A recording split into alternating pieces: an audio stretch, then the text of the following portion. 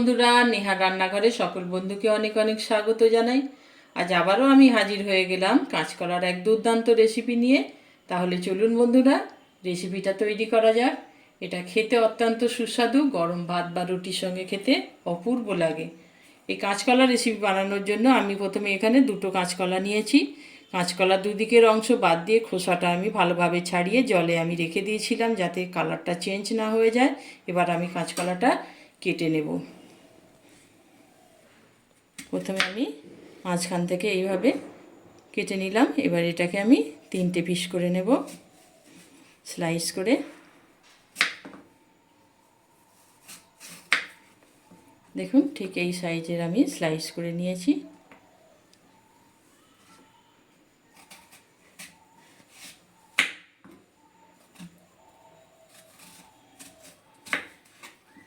দেখুন, প্রতিটা কলার পিস আমি ঠিক এই পাতলা করে কেটে নিয়েছি। এবার আমি একটা পাত্রে এগুলো তুলে নেব। কলার মধ্যে আমি দিয়ে দিচ্ছি 1/2 চা চামচ লবণ,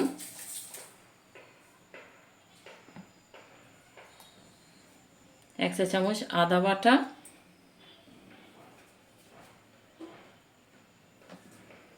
1/2 চা চামচ হলুদের গুঁড়ো, আর দিয়ে দিচ্ছি 1/2 চা চামচ লঙ্কার গুঁড়ো দিয়ে এটা ভালোভাবে আমি ম্যারিনেট করে নেব।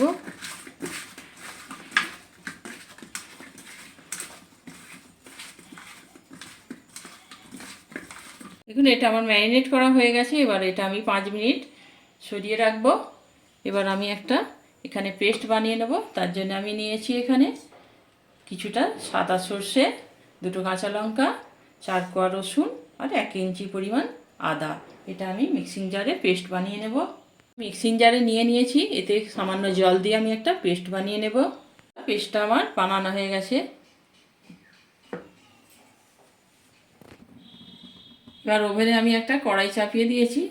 কড়াইটা গরম হলে আমি এর মধ্যে সর্ষের তেল দিয়ে দেবো কিছুটা, কলাগুলো ভাজার জন্য।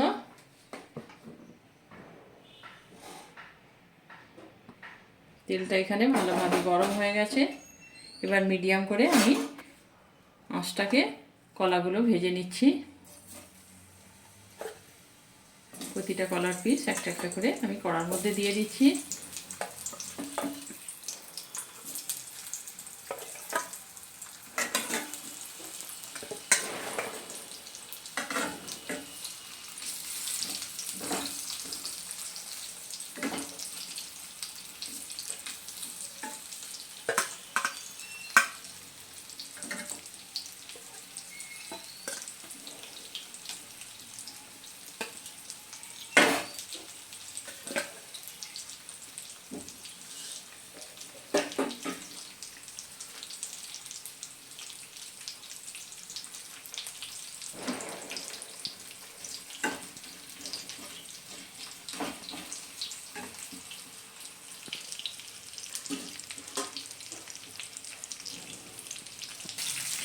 এক পিঠটা হয়ে গেলে তবেই আমি পরের পিঠটা উল্টে দেব।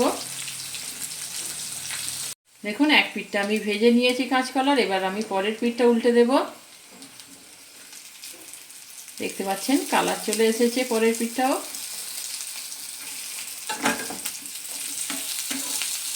প্রতিটি কলার পিস আমি উল্টে দিচ্ছি এইভাবে।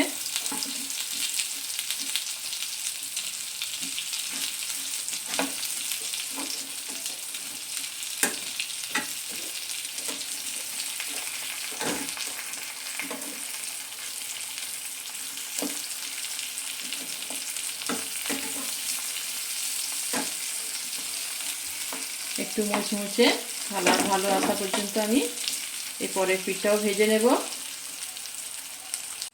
দেখুন, কলাগুলো বেশ ভালো কালারও চলে এসেছে, একটু মুচমুচেও হয়ে গেছে। এটাকে স্ন্যাক্স হিসাবেও খাওয়া যায়। এবার আমি কলাগুলোকে তুলে নিচ্ছি। কড়াইতে আমি আরও কিছুটা সরিষার তেল দিয়ে দিচ্ছি।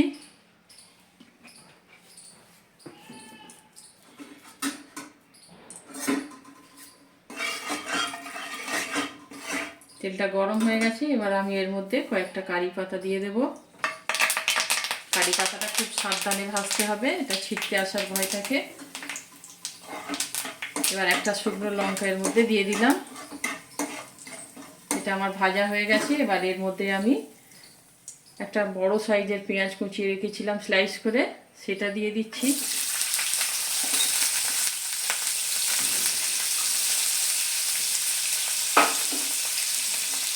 পেঁয়াজটা আমি 1 থেকে 1.5 মিনিট ভালোভাবে ভেজে নেব, একটা কালার আসা পর্যন্ত। আঁচটা এখানে আমি মিডিয়াম টু লো করে রেখেছি।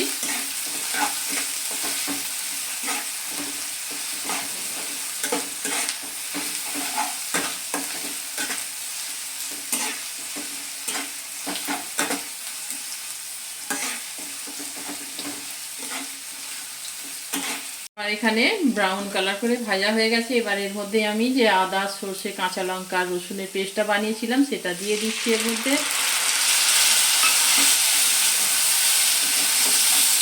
দিয়ে এটা ভালোভাবে আমি 2 মিনিট কষিয়ে নেব।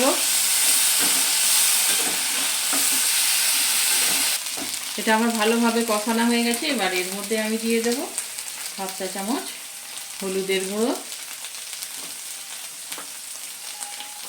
আর 1/2 চা চামচ লঙ্কার গুঁড়ো, আর একটা টমেটোকে আমি এখানে বেটে রেখেছিলাম, সেই টমেটো পেস্টটা আমি দিয়ে দিচ্ছি।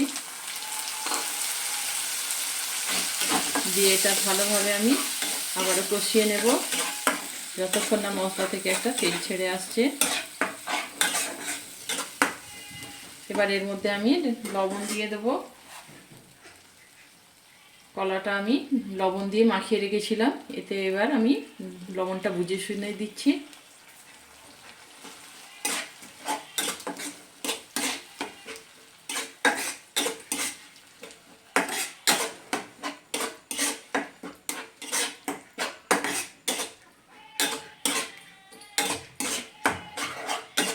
এটা ভালোভাবে আমি কষিয়ে নিচ্ছি।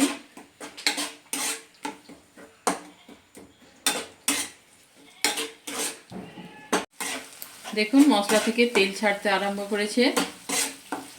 এবার আমি এর মধ্যে দিয়ে দেবো 1 চা চামচ জিরে গুঁড়ো,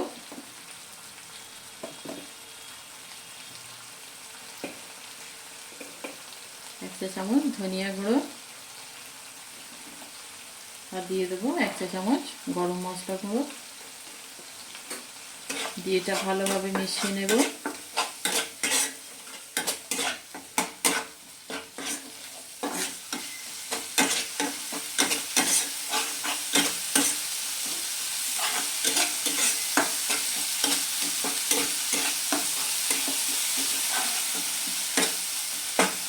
এবার আমি এর মধ্যে জল অ্যাড করে দিচ্ছি পরিমাণ মতো।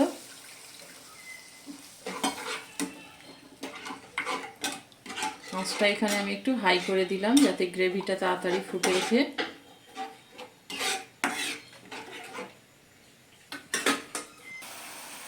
দেখতে পাচ্ছেন গ্রেভিটা ফুটে উঠেছে। এবার আমি এর মধ্যে ভেজে রাখা কলাগুলো দিয়ে দিচ্ছি।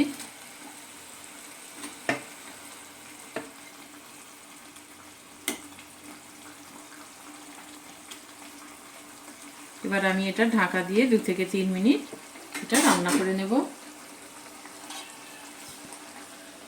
দেখুন ঢাকাটা এবার আমি খুলে দেখব। দেখতে পাচ্ছেন কতটা লোভনীয় হয়েছে, খেতে একদম মাংসের স্বাদে হবে। এবার আমি এর মধ্যে উপর থেকে কিছু ধনে পাতা কুচি ছড়িয়ে দিচ্ছি।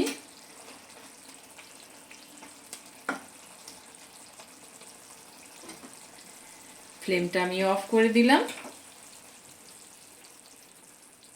বাড়িতেও আপনারা ঠিক এই পদ্ধতিতেই বানাতে পারেন। একবার বানালে বারবার বানাতে মন চাইবে। তাহলে আমার রেসিপিটা যদি আপনাদের ভালো লেগে থাকে লাইক, শেয়ার, কমেন্ট করতে ভুলবেন না। আর আমার চ্যানেলে যদি কোনো নতুন বন্ধু এসে থাকেন তাহলে আমার চ্যানেলটি সাবস্ক্রাইব করার অনুরোধ রইল।